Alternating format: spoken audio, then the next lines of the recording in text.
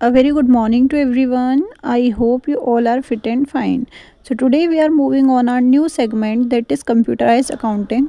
It is a part of our financial accounts. So, let's start with the meaning of computerized accounting.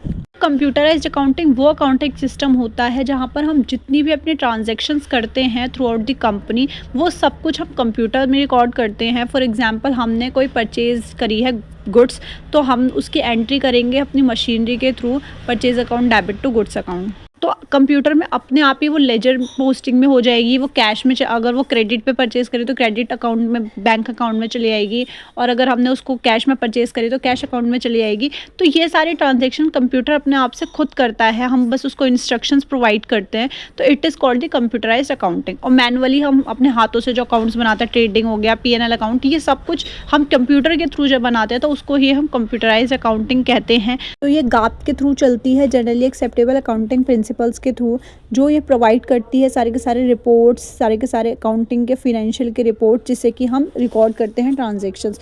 हम ही computers को सारी की सारी instructions देते हैं, अपने आप तो वो कुछ नहीं करता है। तो इसमें ह्यूमन रोल भी बहुत होता है और कंप्यूटराइज पूरी की पूरी मेमोरी भी वहाँ पर होती है। तो इसके कुछ एडवांटेज तो आप बहुत कह सकते हो, क्योंकि ईजी है, एक तो ईजी टू मेक है।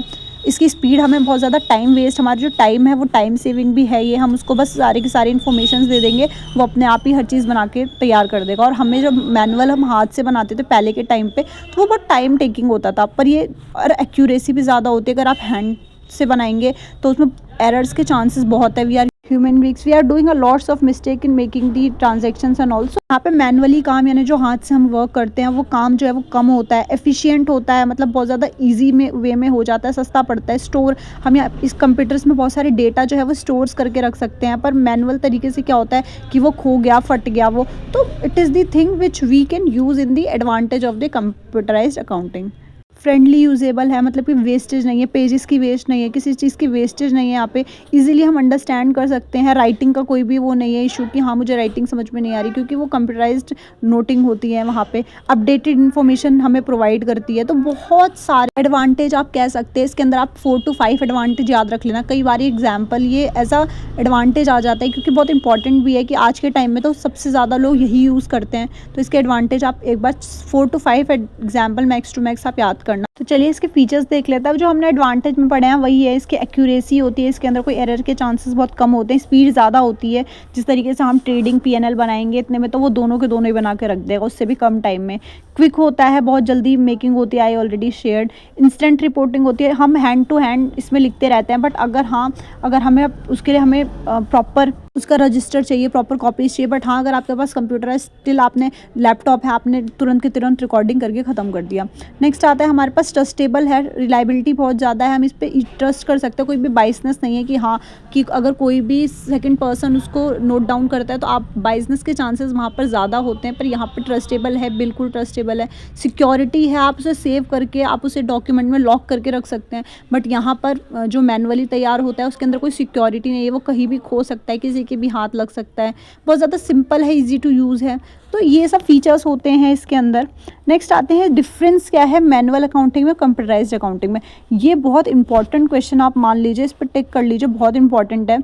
हर बार ये आता है एग्जाम में ज़रूर, क्योंकि ये कंपैरिजन है बोथ द थिंग्स। लाइक पहले हम किस तरीके से काम करते थे, अब ये जो कंप्यूटराइज तरीके में हम किस तरीके से काम करते हैं, तो दोनों जो आपको कंपैरिजन करना, आपको पता होना चाहिए कि हम मैनुअल तरीके में क्या होता है कि हम फिजिकली हम सारी की सारी चीज़ें रिकॉर्ड करते हैं। Like first journal, then ledger, उसके बाद कैश, उसके बाद bank balance, everything we need to record. और कंप्यूटर में क्या होता है कि सिर्फ हमें एक इंस्ट्रक्शन देनी है एज अ जर्नल कि हमने ये चीज़ परचेज करी है, वो सब कुछ आपका at the time, at the point, वो हर जगह आपकी रिकॉर्डिंग कर देगा।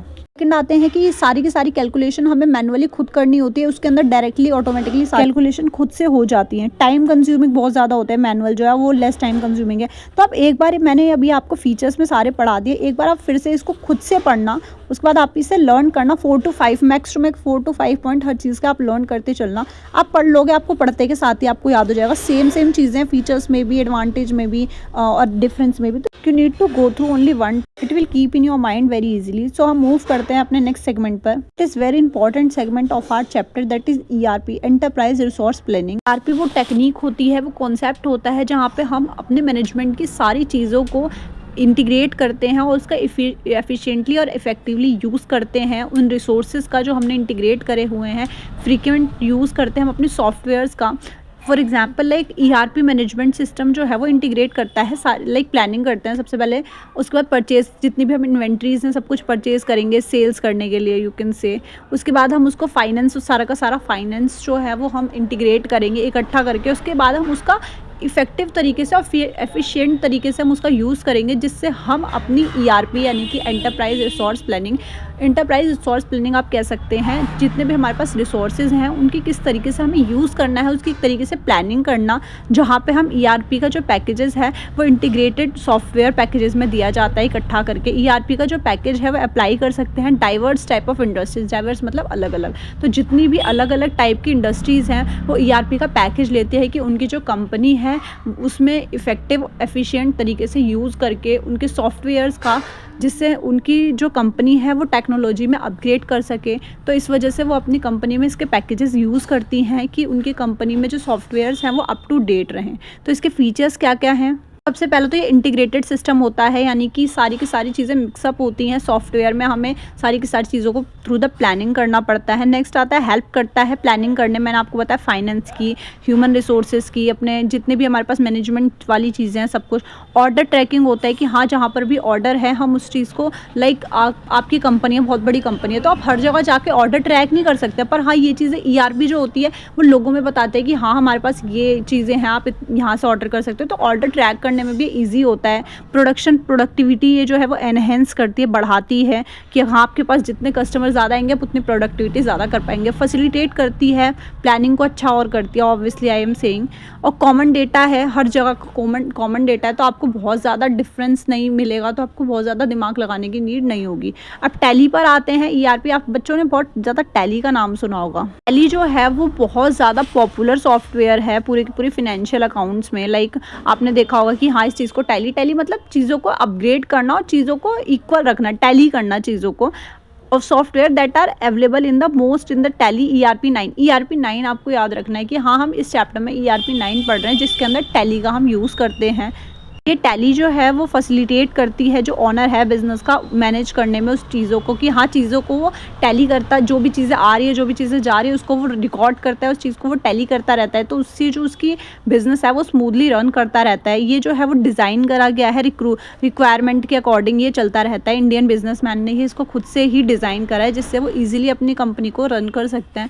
It is having multi language capacity, यानी कि बहुत सारी लैंग्वेजेस होती हैं इसके अंदर, जिससे वो हर इंसान से, किसी भी फॉरेनर से भी वो बातचीत कर सकते हैं इन दी मल्टीपल लैंग्वेजेस। ये हर एक स्क्रिप्ट में होता है, डिफरेंट लैंग्वेजेस ऑलरेडी शेयर्ड। यहाँ पर किसी भी डिफरेंस का, कोई भी लैंग्वेज के बेसिस पे कोई डिफरेंस नहीं होता, जिससे कि हर एक यूज़र जो है वो उसको अंडरस्टैंड कर सकता है इजीली। यहाँ पर फ्रीडम होती है, डिपेंडेंस आप नहीं है, यहाँ पे डिपेंडेंस होती है अकाउंटिंग प्रोफेशनल्स पर, जो जितने भी यहाँ पे प्रोफेशनल अकाउंटिंग के काम कर रहे हैं उनको ये सबसे पहले जो फर्स्ट थिंग है वो उनको सिखाई जाती है, दैट इज़ टैली। आप किस तरीके से कंप्यूटर का यूज़ करेंगे विद इन द टैली। अब इनके बेनिफिट्स ऑलरेडी मैंने आपको फीचर्स में बता दिए हैं कि यहाँ पे डेटा जो है वो आपको इनपुट करना है प्रेफर्ड लॉन्ग में, मतलब आपको अच्छे से पहले मैंने आपको बताया ना कि अगर आप लोग कुछ भी इन्फॉर्मेशन दे रहे हैं कंप्यूटर को, तो वो उसी के अकॉर्डिंग आपको जो आंसर देता है, तो you need to check out कि आप उसको करेक्ट डेटा दे रहे हैं फर्स्ट।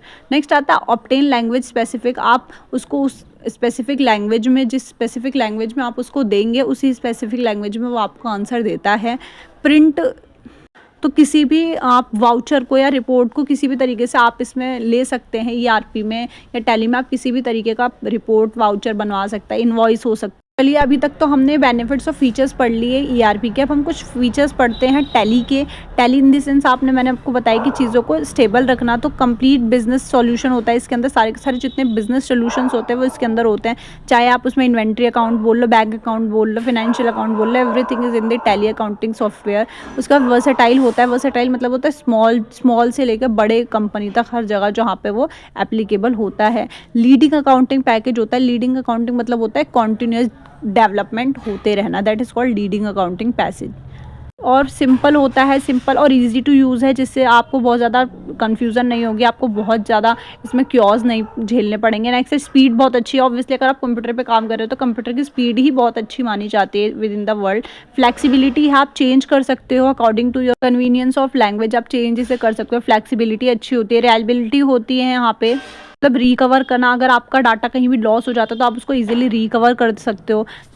टेलीनेट होता है, वो फ्रेमवर्क होता है, डिज़ाइन करा जाता है उस लिंक से within which remote user can access. जो रिमोट यूज़र यहाँ पे जो टेली यूज़र होते हैं उनका जो क्लाइंट है, आप विदाउट क्लाइंट से भी आप इसको यूज़ कर सकते हैं विद इन योर माइंड, कि टेली जो है वो बिना क्लाइंट के भी यहाँ पर यूज़ करी जा सकती है। तो कुछ ही शॉर्टकट कीज़ आ रही हैं जिसके अंदर आपको टैली के अंदर होती है। ये F1 से क्या होता है, F2 से F1 में शर्ट कंपनी कैसे करता है, ऑल्ट प्लस F1, ये सारी की सारी कीज़ हैं। ये आप एक बार खुद से पढ़ना, ये कई बार 1-2 मार्क्स में पूछ ली जाती हैं, तो आपको ये पता होना चाहिए। इसलिए मैंने आपके इसके साथ इसकी पिक्चर जो है वो ऐड कर दी है, आपकी बुक की ही पिक्चर है, तो आप इसको एक बार ज़रूर गो थ्रू करना अपने माइंड में। बहुत ज़्यादा इंपॉर्टेंट नहीं है, बट 1 for 2 मार्क्स आप कर सकते हो इसे याद। Something is better than nothing, तो फिर आप इसको एक बार गो थ्रू ज़रूर करना। एक बार आप इसे रीड करने के बाद मैंने आपके यहाँ पे और शॉर्टकट में दे दिया है कि डायरेक्टली आप इसको सिर्फ पढ़ सकते हैं। तो आप यहाँ पे देखिए, जैसे alt plus F1 shut down भी होता है, डिटेल रिपोर्ट्स में मिलती है, तो आप एक बार इसे पूरा का पूरा ज़रूर पढ़ लेना।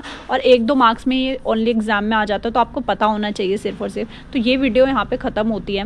और अगर आपको कोई भी इस चैप्टर से रिगार्डिंग, इतना ही है जितना मैंने आपको पढ़ाया, इससे बाहर कुछ भी नहीं आएगा इस चैप्टर में से, तो अगर आपको इसके बाहर कुछ भी प्रॉब्लम है तो please let me know in comment section. और अगर आपको कोई भी प्रॉब्लम आती है इस वीडियो से रिगार्डिंग, इस चैप्टर से रिगार्डिंग, तो प्लीज़ आप मुझसे पूछ सकते हैं कमेंट सेक्शन में। अगर आपको वीडियो अच्छी लगी हो, यूज़फुल लगी हो, तो please do like, comment and share the video with your friends whosoever want the video right now, and please subscribe my channel. Thank you for watching the video.